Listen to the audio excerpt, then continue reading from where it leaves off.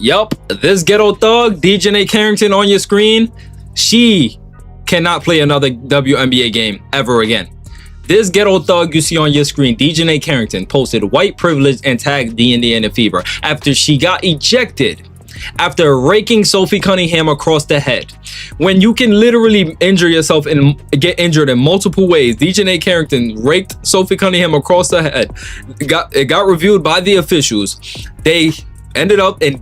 Buddy, if you thought professional basketball had already delivered every possible level of drama, the latest Indiana Fever and Chicago Sky showdown has experts completely losing their minds. The internet is exploding, fans are furious, and social media is filled with non-stop reactions. We are witnessing exactly what happens when months of high-stakes tension, locker room politics, competitive pressure, and deep-rooted resentment finally boil over in one explosive moment. In this breakdown, we're covering a vicious flagrant foul that quickly escalated into an ejection, a highly controversial accusation of white privilege that appeared online just minutes after the incident, and the shocking response from a head coach that fans are labeling the ultimate betrayal.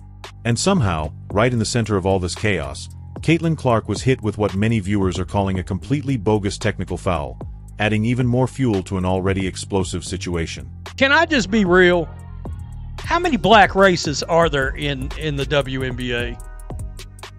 Seems like a bunch that just can't stand white folks. Just can't stand white folks. At all.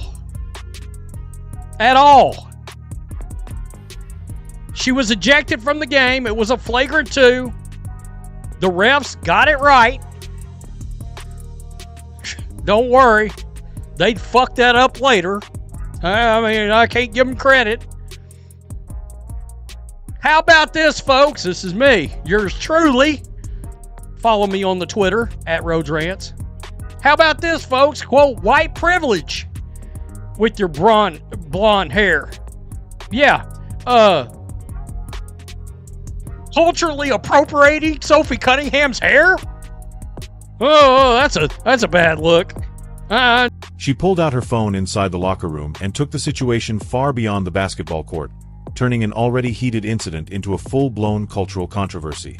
Moments later, she took to social media and posted the words, white privilege, making it clear that she wanted the conversation to continue long after the game had ended. She didn't stop there either, because she deliberately tagged the Indiana Fever in the post, immediately drawing even more attention to the situation. What might have remained a tense basketball incident suddenly became a much bigger debate, with fans and analysts arguing over her decision to make the accusation public. Privilege that you just made up, this fantasy that you made up, right? This girl is actually insane in the mind, man. But anyways, if that wasn't unprofessional enough, let's go ahead and dive into some more things regarding DiJonai Carrington and look at her track record. So it all started with Sophie Cunningham going on a fast who thinks they're never the problem. This is the face of somebody who thinks it's the world's fault and never their fault. This is the face of a woman who never looks in the mirror. And obviously when she looks in the mirror, she doesn't like what she sees. So she has to smack makeup on every game. Sorry, is she going to be jobless? I just want to know, is she going to have to take a player's career out? Is she going to have to end someone's career before her career ends? I want to know, Kathy. I want to know, Adam Silver, what we doing? Because at this point, this girl is a loose screw. This completely sidestepped the WNBA's normal institutional process and pushed an already heated situation into an even bigger controversy that quickly began dominating the conversation. She described the incident as nothing more than a hard basketball play and then went even further by openly defending the opponent's intentions, arguing that the contact was not deliberately aimed at causing serious harm. She stated, "I don't think that DiJonai intentionally came out to get her across the neck like she did, but it did happen and I thought it was the right call." That statement immediately triggered another wave of outrage, with furious fans questioning how anyone could watch a flagrant 2 foul make contact around the neck and still maintain that there was no deliberate intent involved. For many supporters, the issue was not simply whether the foul was intentional, but whether the seriousness of the contact deserved a stronger response from everyone involved. Meanwhile, Chicago Sky head coach Tyler Marsh appeared to sidestep the entire controversy instead of directly addressing the growing criticism, leaving fans frustrated and demanding clearer answers. Supporters expected the coaching staff to take a much stronger position after such a dangerous play, especially with the incident already generating enormous attention across social media and among basketball analysts. Instead, Marsh's response seemed to create even more uncertainty, as fans began debating whether the situation was actually being treated with the seriousness it deserved or whether everyone was simply trying to move past it as quickly as possible. Rather than calming the situation, the comments only kept the argument alive and gave critics another reason to question the way the incident was handled. What began as one explosive moment on the court had now developed into a much broader controversy involving officiating, coaching decisions, player safety, and public reactions. With emotions already running extremely high and supporters on both sides refusing to back down, the debate continued growing long after the final buzzer, proving that this was no longer just about one foul or one basketball game, but about accountability and how the league responds when a heated rivalry crosses the line. The lady has no idea what she's doing. She's in over her head. She's way over her head when it comes to this job. She needs to go back to being head coaches of teams that nobody really gives a damn about. And it's that simple. Take a listen to Stephanie White defending DiJonai Carrington. This is disgusting. If I'm Sophie Cunningham, I'm pissed. My mouth was bleeding. She tried to take my head off, and you at the podium talking about, oh, you don't think it was on purpose. What? And also there was, for Steph, there was Sophie's flagrant foul from DiJonai. Just what was your reaction to that? Just your thoughts on what happened? Yeah, I mean, look, it was a hard foul. I don't think that DiJonai intentionally came out to get her across the neck. What are you talking about? Just have your team's back, bruh. When do you have your team's back, Stephanie? You're immediately coming in defense of the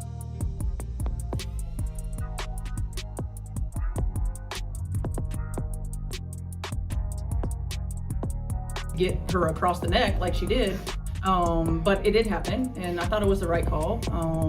But, you know, one of the things about Nay is that she's going to play her butt off, man. She's going to compete. Nobody's going to go walking in for a layup. And so, bro, none of that is necessary. We don't give about none of that. We don't give up about none of that. You could save that. We don't care about that. You are supposed to have Sophie Cunningham's back.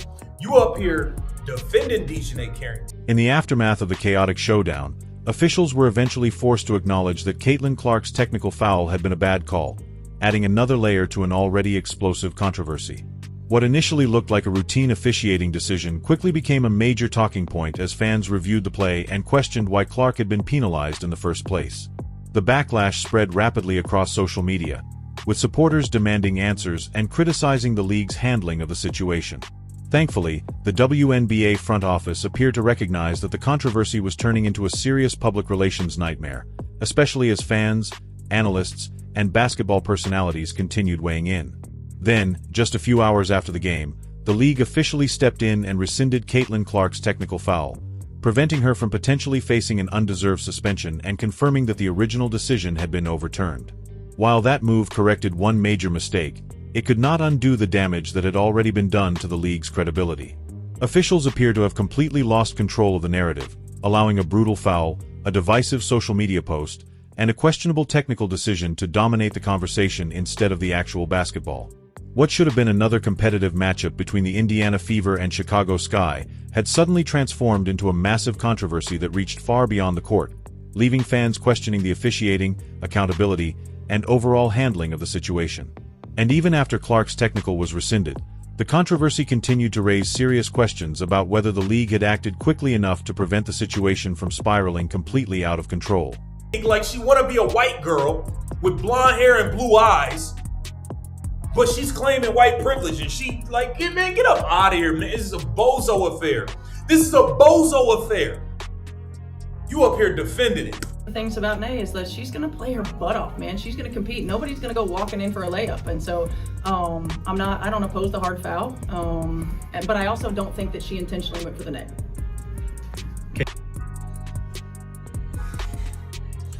This is the lady that is supposed to be representing the team. Okay, you grabbed Sophie right after. What was your view of the play, and of course, why did you choose to do that? I mean, just to protect. That's it. You know, I got my teammate back always, so just to get out the way.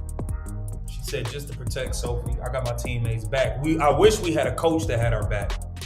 I wish y'all had a coach that had y'all back. Stephanie White is up here defending this girl. Gotta ask about her response. She went in and she got on social and said white privilege after her getting rejected. Who did this? DiJonai did.